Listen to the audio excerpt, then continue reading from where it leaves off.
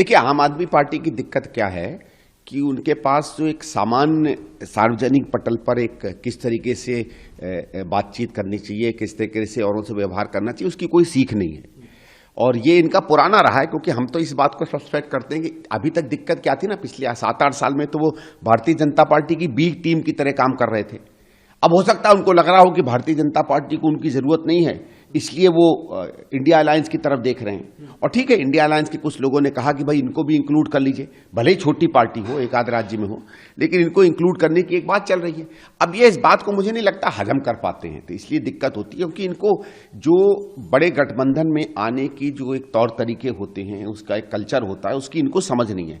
किसी के साथ भी काम करने की समझ नहीं है, चाहे दिल्ली के एलजी हो, चाहे भारत की सरकार हो, चाहे विपक्ष के लोग हों, चाहे गठबंधन हो, इनको किसी के साथ काम करने की आदत, तो आदत इसलिए नहीं है क्योंकि इनकी सारी पॉलिटिक्स पूरी दुनिया पर उंगली उठाने की है।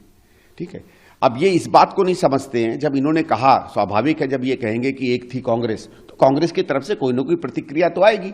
लेकिन एक बात ये नहीं समझ रहे कि आने वाले समय में माताएं ये भी कहेंगी कि एक पार्टी थी जो आजकल तिहाड़ में मिलती है।